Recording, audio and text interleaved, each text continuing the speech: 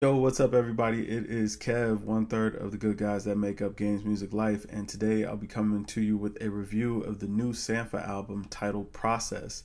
Now, with it, this is going to be Sampha's debut album. We previously had gotten an EP from him back in 2013 called Duel, and we've heard him on tracks with some of your favorites from Drake, Beyonce to Solange. And with it, this is his breakout album. So, without further ado, let's jump right into it. The first track, Plastic, 100 Degrees Celsius. Now, first thing that catches my ear, man, I love the deep bass and the haunting strings on this track. Sampha gets in there. He paints a really vivid picture of being completely exposed, as the love that he sings about is just stripping back the layers of him. All of his insecurities, his fears, everything that he's been keeping buried beneath. It's like, plastic in 100 degrees Celsius, with a magnifying glass up to it, just melting away everything, just leaving nothing there but the bare essence.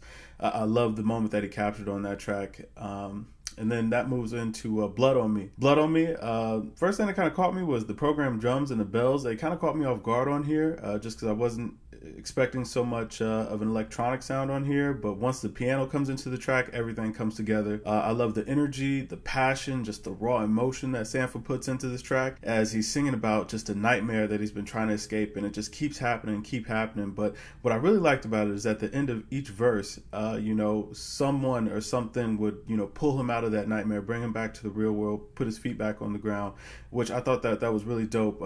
Just showing how bad these feelings have been haunting him. To follow that up, we've got Chorus Sings. I really love how this track keeps you on your toes all throughout the transitions. You can never really tell where it's going next, but the energy just keeps you engaged, and it's amazing. I love the lyrics as they tell a story of, just trying to hold on to a loved one no matter the cost.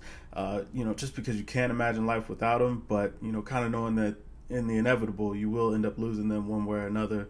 And, just trying to deal and cope with that emotion. I thought that he captured that emotion perfectly on this track. And that segues into No One Knows Me Like the Piano. I really love the stripped back sound on this song, with the pianos just taking the center stage. Sampha talks about finding refuge in the piano as he was dealing with his mother's death, or his mother dying.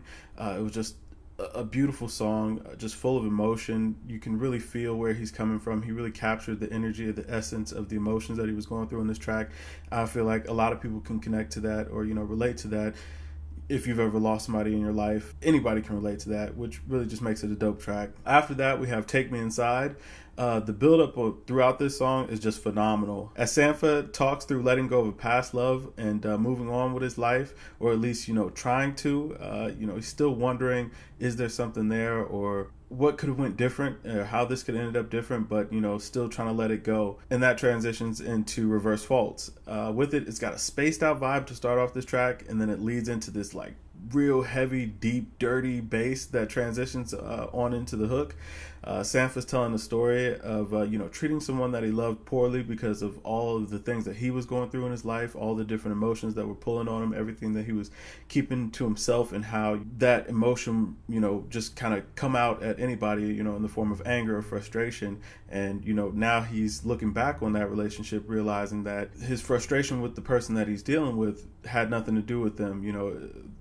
It was all him internalizing the problems that he was having, which, is a real emotion if you're dealing with losing somebody, or, just trying to find yourself in life, being in a relationship, things like that. You'll find yourself in those positions. And now he notices, or he realizes that, this is what he was doing to sabotage his own relationship. And now he's trying to correct those issues to move forward. Then we come to Under.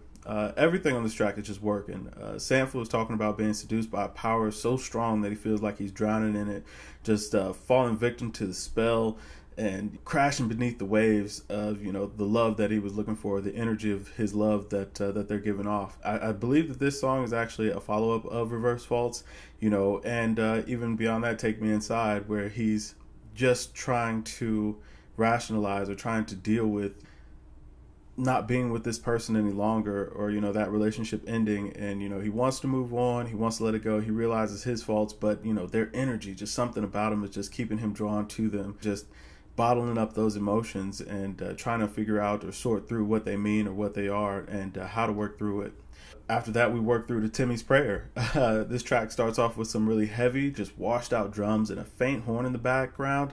I couldn't actually tell if it was a horn or bagpipes, but who cares? Sampha's vocals on this take the lead on this track as he sings about a love that he wants back, knowing that he messed up, just feeling empty inside and exposed without his true love, realizing he needs this person in their life as well. I thought it was a really dope track, and actually, Kanye West actually had a hand in writing this track with Sampha, so I thought that was pretty dope as well. Next track, Incomplete Kisses. This track has a mellow but moody vibe that comes out and it just hits you in the face. Sampha tells a story of a disconnected love that's not being fulfilled in a relationship, but he's too afraid to say what he really wants or what he really needs in that relationship, thinking that it'll all fall apart if he tries to take that route, and just doing what he can to keep that together. And then finally, we have What Shouldn't I Be?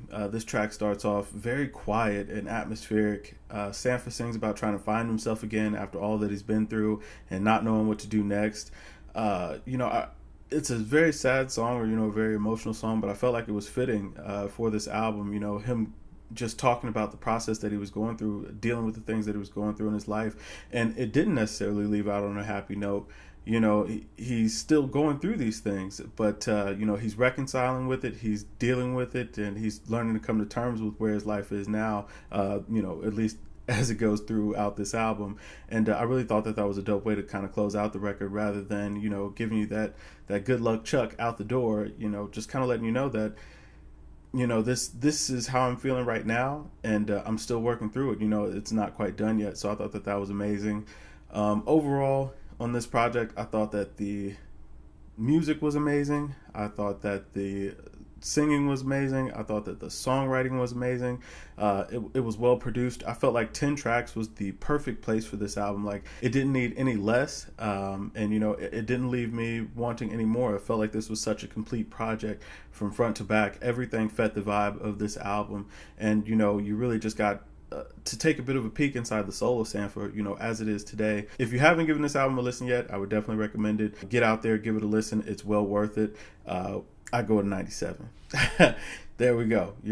Cat's out the bag. But, if you've listened to it already, let me know what you think. How did you receive the album? How do you think this album will be received?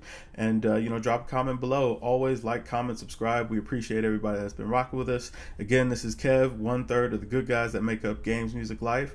Drink more water. Peace.